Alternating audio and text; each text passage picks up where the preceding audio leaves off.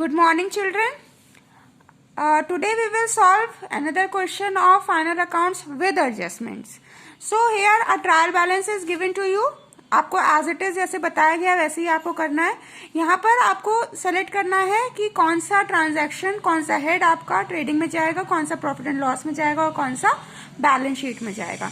ठीक है, तो अब आपको इसको खुद से कोशिश करना है कि आप आइडेंटिफाई कर सकें. ठीक है, अभी हम फिलहाल आपको बता रहे हैं कौन कौन सी चीजें आपकी ट्रेडिंग में जाएंगी.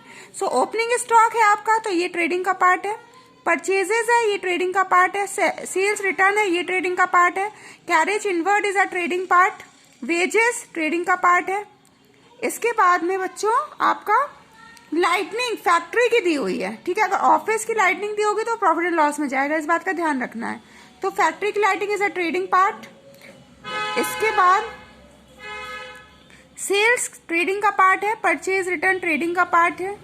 ठीक है, बस इतनी चीजें आपकी जाएंगी ट्रेडिंग अकाउंट में. अब इससे रिलेटेड देख लेते हैं ट्रेडिंग में हमारे पास में कोई एडजस्टमेंट है कि नहीं है.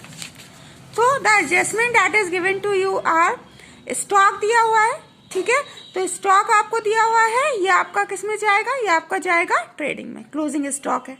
ठीक, इसके बाद वेजेस दिया हुआ है. वेजेस आउटस्टैंडिंग है तो वेजेस जाता है ट्रेडिंग में, इसलिए वेजेस आउटस्टैंडिंग में जाएगा ट्रेडिंग में. सैलरी से हमें कोई मतलब नहीं है ट्रेडिंग के. प्रीपेड इंश्योरेंस है, इससे भी कोई मतलब नहीं है. और डेप्रिसिएशन से भी कोई मतलब नहीं है. यहाँ जो एडजस्टमेंट दी हुई है उसमें आपको लिखा हुआ है कि स्टॉक की वैल्यू है 24,000 और इसकी जो मार्केट वैल्यू है वो है आपकी 30,000. ठीक है, तो यहाँ पर आपको एक चीज का बहुत अच्छे से ध्यान रखना है. जो भी वैल्यू आइदर जो हमारी मार्केट वैल्यू है या जो हमारी एक्चुअल वैल्यू है, उसमें से जो भी वैल्यू कम होती है उसको हम लिखते हैं. ठीक है, जैसे यहाँ पर 24,000 आपकी एक्चुअल वैल्यू है और मार्केट वैल्यू उसकी 30,000 है, तो आप एक्चुअल वैल्यू जो कम है मतलब कि 24,000 को कंसीडर करेंगे. अगर मार्केट वैल्यू 24,000 होती तो आप मार्केट वैल्यू को कंसीडर करते. मतलब दोनों में से जो वैल्यू कम होगी आपको उसमें कंसीडर उसी को करना है. सबसे पहली बात तो ये हो गई. इसके बाद वेजेस आउटस्टैंडिंग दिया हुआ है. तो आउटस्टैंडिंग का मतलब क्या होता है पहले तो ये समझना है. आउटस्टैंडिंग का मतलब है कि आपको इस अमाउंट को पे करना था लेकिन आपने नहीं पे किया, तो आपको इसको और पे करना पड़ेगा. तो इसको आप क्या करेंगे, इसको आप ऐड करेंगे वेजेस के साथ. और दूसरा ये कहाँ जाएगा, दूसरा ये जाएगा लायबिलिटीज में, बैलेंस शीट की. सो चलिए स्टार्ट करते हैं लिखना.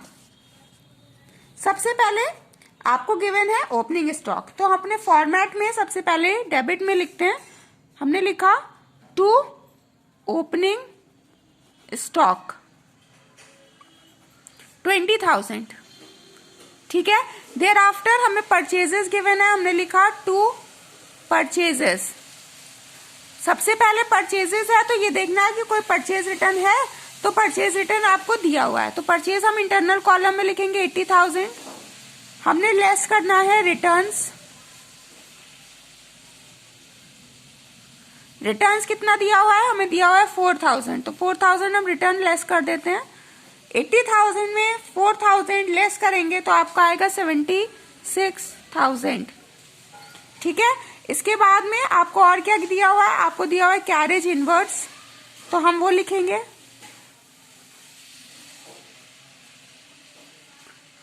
कैरेज इनवर्ड्स की वैल्यू आपको दी हुई है 3,600. इसके बाद हम आ जाते हैं वेजेस पर. वेजेस में आउटस्टैंडिंग भी था. ठीक है, तो वेजेस का अमाउंट अंदर लिखते हैं 42,000, ऐड कर देते हैं आउटस्टैंडिंग. अगर यहीं पर प्रीपेड होता तो प्रीपेड मतलब आपने पहले से पे करा हुआ, उसको आप लेस करते. आउटस्टैंडिंग की वैल्यू दी हुई है आपको 3,000, तो 3,000 हम ऐड कर लेते हैं. 45,000 हो जाएगा ये. ठीक है, फर्दर हमें दिया हुआ लाइटनिंग. लाइटिंग दी हुई है, लाइटिंग की वैल्यू दी हुई है आपको 1,400. कोई एडजस्टमेंट नहीं है, एज इट इज चली जाएगी. ठीक है, इसके बाद आ जाते हैं हम अपनी क्रेडिट साइड में. क्रेडिट साइड में जाएंगे तो सबसे पहले हमें क्या लिखना है, सबसे पहले हमें लिखना है सेल्स बाय सेल्स. सेल्स का अमाउंट देखना है. सेल्स का अमाउंट दिया हुआ है 2,70,000. लेस करेंगे इसका रिटर्न्स. रिटर्न्स कितना दिया हुआ है 6,000. ठीक है, तो 2 लाख में से 2,70,000 में से हम माइनस कर लेते हैं 6,000। आपकी जो वैल्यू आएगी वो आएगी 2,64,000। ठीक है, अब क्या जाएगा, अब आपका जाएगा by closing stock. Closing stock check करना है। अभी हमने आपको बताया था मार्केट वैल्यू दी हुई है, एक्चुअल वैल्यू दी हुई है, दोनों में से कम कौन सी है, 24,000 कम है, तो 24,000 ही आपको लिखना पड़ेगा क्लोजिंग स्टॉक। 24,000 क्लोजिंग स्टॉक लिख दिया। सो चिल्ड्रन अब क्या करेंगे, अब आपको पता है कि जैसे हम लोग पहले करते आए थे वैसे ही करना है। हमें क्रेडिट को टोटल करना है और डेबिट को टोटल करना है। ठीक है, जब आप क्रेडिट और डेबिट को टोटल करेंगे तो क्रेडिट का जो आपका टोटल आ रहा है वो आ रहा है 1,42,000। ठीक है, इसको आप करके देखेंगे, सॉरी, क्रेडिट का जो टोटल आएगा वो आएगा आपका 2,88,000। ठीक है, ये 4 है, 8 हो गया, 6 7 8, 2,88,000। तो आप इसको कहीं अपने पास लिख लीजिए साइड में, 2,88,000। डेबिट का टोटल कर लेते हैं। डेबिट में हमें दिया हुआ है 20,000 प्लस 76,000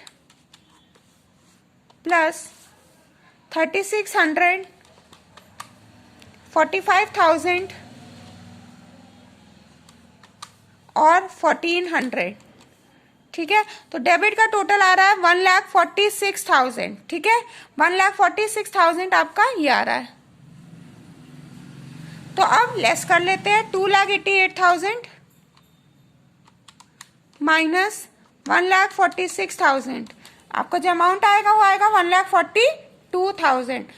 क्रेडिट साइड बड़ी है तो ये आपका हो जाएगा ग्रॉस प्रॉफिट। हम लिखेंगे 2 ग्रॉस प्रॉफिट कैरी डाउन।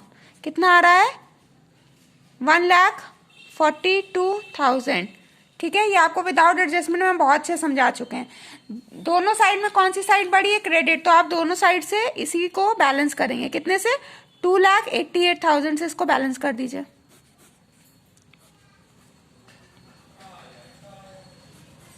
ठीक है, इसके बाद में आपको क्या करना है, इसके बाद में हम बनाएंगे इसका profit and loss. Profit and loss में सबसे पहले हम ग्रॉस प्रॉफिट को कर लेंगे brought down by gross profit brought down 1,42,000।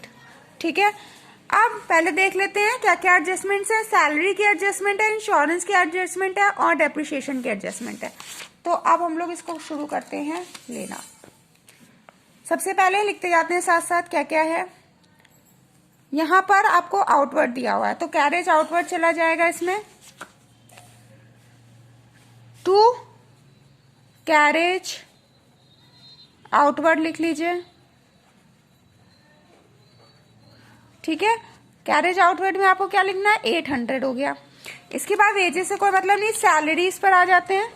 To salary, salary से रिलेटेड एडजस्टमेंट है, इंटरनल कॉलम में लिख लीजिए 27,500। अब एडजस्टमेंट क्या कह रही है पहले ये देखना है।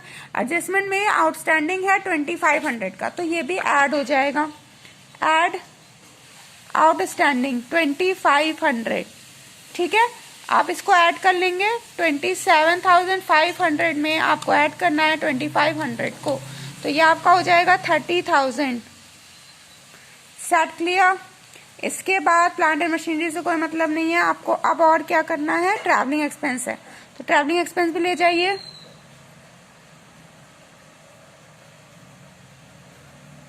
ठीक है, 3,700। इसके बाद आपको रेंट एंड टैक्सेस दिया हुआ है, रेंट एंड टैक्सेस की अमाउंट है 7,200। ठीक, जनरल एक्सपेंस दिया हुआ है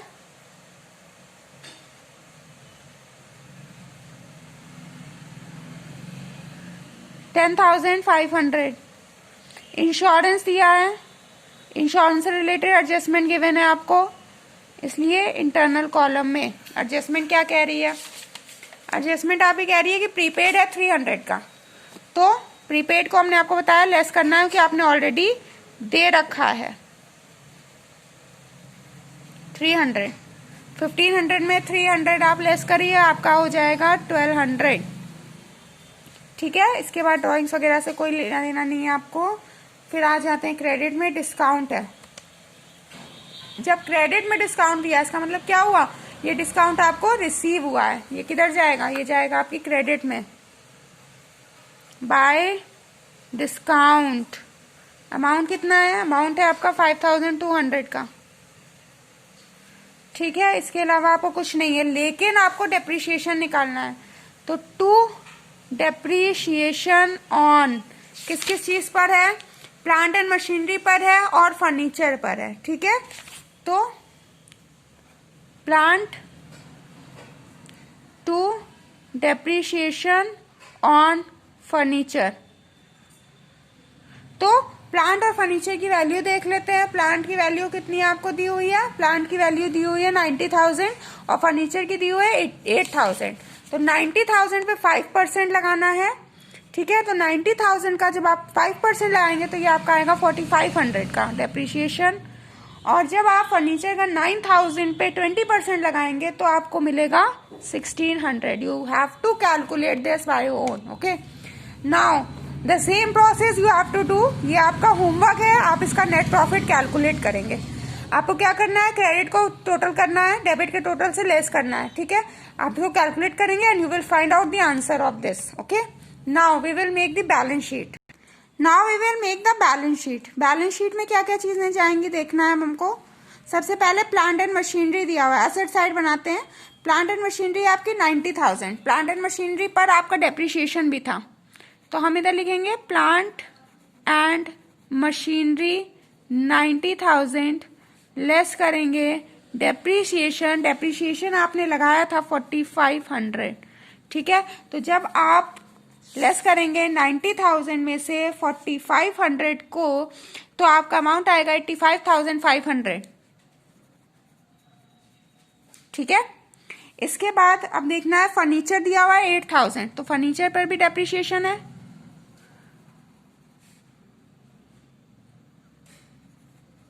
फर्नीचर पर आपको डेप्रिसिएशन लगाया आपने 1600 का। ठीक है, तो फर्नीचर पर जब आप डेप्रिसिएशन माइनस करेंगे तो इसकी वैल्यू आपको मिलेगी 6400। इसके बाद डेटर्स, तो डेटर्स का अमाउंट एज इट इज जाएगा, बिल्स रिसीवेबल का अमाउंट एज इट इज जाएगा, कैश इन हैंड का अमाउंट एज इट इज जाएगा बैलेंस शीट में। ठीक है, तो ये तीनों चीजें हम लिख लेते हैं।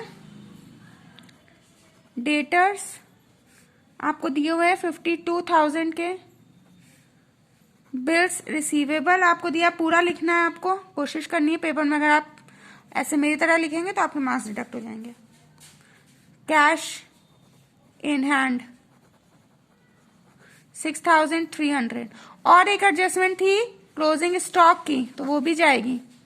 क्लोजिंग स्टॉक का जो अमाउंट कम था, कितना लिखा था हमने, 24,000, 24,000 एज इट इज जाएगा। You have to calculate this. Okay, लेकिन अभी एक चीज छूट रही है, आपका प्रीपेड और आउटस्टैंडिंग भी दिया था। ठीक है, तो प्रीपेड जो होता है वो जाता है बच्चों असेट्स में, आउटस्टैंडिंग जाता है लाइबिलिटीज में। ठीक है, तो प्रीपेड इंश्योरेंस का 300 भी इसमें जाएगा, अदरवाइज आपकी बैलेंस शीट मैच नहीं होगी। इन बातों का बहुत ध्यान रखना है। 300 इसमें चला गया। ठीक, अब आपको इसको कैलकुलेट करना है। देखते हैं पहले अपना लाइबिलिटी साइड। ठीक, लाइबिलिटीज में इधर से देखते हैं क्या क्या चीजें जाती हैं। क्रेडिटर्स है, क्रेडिटर्स को ऐसे ही भेज देते हैं। क्रेडिटर्स आपको दिए हुए 25,000। ठीक, फिर दिया हुआ है बिल्स पेबल, बिल्स पेबल भी ऐसे ही भेज देते हैं 1800 से। फिर दिया हुआ कैपिटल, कैपिटल में एडजस्टमेंट्स होती हैं, ये पता है आपको। 75,000 सबसे पहला एडजस्टमेंट क्या होगा, इसमें हमें नेट प्रॉफिट ऐड करना होगा। तो नेट प्रॉफिट आपने कैलकुलेट किया होगा, आंसर हम आपको बता दे रहे हैं कि आपका कितना आया होगा। नेट प्रॉफिट आपका आएगा बच्चों 87,700 का। ठीक, इसको आपको ऐड करना है, प्लस आपको एक चीज और करनी है। आपको यहाँ पे देखिए ड्राइंग्स दी हुई है, तो ड्राइंग्स क्या होती है, लेस होती है। अब ड्राइंग्स करेंगे इसमें से minus. In case you will not find the net profit then you can ask me. Drawings हमें दी हुई है 18,000 की। ठीक है। तो आपको क्या करना है, कैपिटल 75,000 है, 75,000 में आपको 87,700 ऐड करना है और ड्राइंग्स को लेस करना है। तो the amount that you will get now is 1,44,700। Clear. अब क्या बचा, अब हमारे पास बचा आउटस्टैंडिंग का वेजेस और आउटस्टैंडिंग सैलरीज बची। ठीक है। तो आउटस्टैंडिंग वेजेस और आउटस्टैंडिंग सैलरीज आपको कितनी दी थी, सैलरीज का आउटस्टैंडिंग था आपका 2,500 और वेजेस का आपका आउटस्टैंडिंग गया था 3,000। ठीक है। अब आपको क्या करना है, आपको अपना लायबिलिटीज और एसेट्स को करना है टोटल। अब आपको क्या करना है, अपनी लायबिलिटीज और एसेट्स को टोटल करना है। ठीक है। लायबिलिटीज और एसेट्स आपकी इक्वल आएंगी। This is your homework. You have to calculate the net profit, then you have to calculate the amount of the balance sheet. ठीक है। चलिए, thank you students, have a nice day.